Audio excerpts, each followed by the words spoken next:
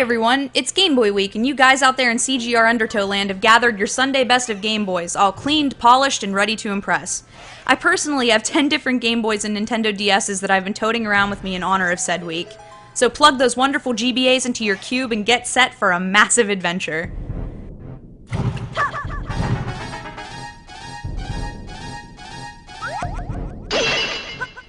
Recently I reviewed Crystal Chronicles, and now I'm tackling another game that used the ever-so-neglected GBA to Gamecube link cable. 11th in the Zelda series, Four Swords Adventures was released in 2004, developed and published by Nintendo under the watchful eye of Miyamoto.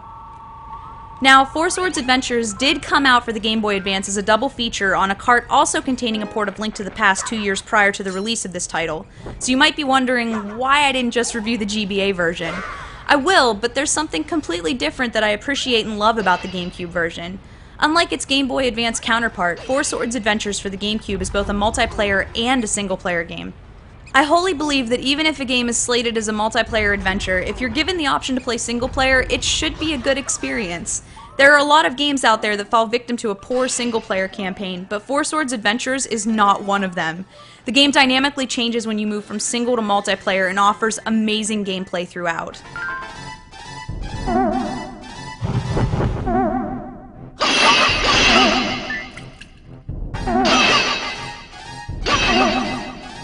The idea is, Link has been split into four after collecting the Four Sword to defeat Shadow Link.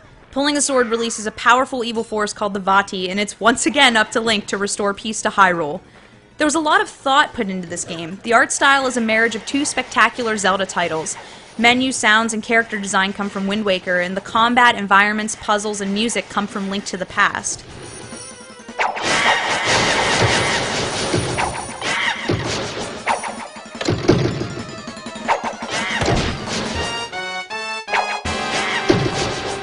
In single player, you encounter more thoughtful puzzle moments as opposed to the more run-and-slice style of the multiplayer. The game is the same, don't get me wrong, but puzzle solving works very differently solo versus with a team. In single player, Green Link leads the pack with other Links following close behind. You're presented with an overwhelming amount of enemies, not usually Zelda's style, but utilizing formations makes battling them less of a challenge. These four formations also come in handy for lifting, pushing, and uncovering secrets. When in single player, you selectively control certain Links to solve specific puzzles. Obviously, in a multiplayer setting, each player controls a Link, and the extra Links are divvied up accordingly.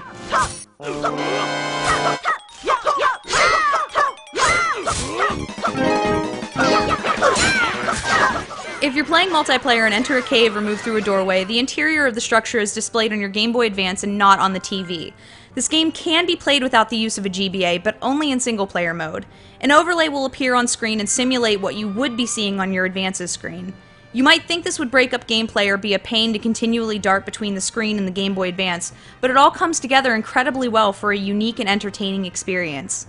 Sadly, I left my save file on a memory card that went missing years ago. My mom insisted that it had just gone to live on a farm, but I know my dad shot it behind the house. I loved that memory card. Anyway, I appreciated Kevin taking some time and joining me on my quest to show you some of the creative multiplayer gameplay. We only explored the first world, but this game has a total of 8 worlds with 3 levels and 1 boss fight per each world. I've experienced the game the whole way through, and I can honestly say it's one of the greatest Zelda games I have played to date. There's nothing better than bringing friends with me into Hyrule and taking down Ganon as a team. So grab some dedicated Zelda fans, I'm sure you can find a few, and embark on this epic multiplayer quest.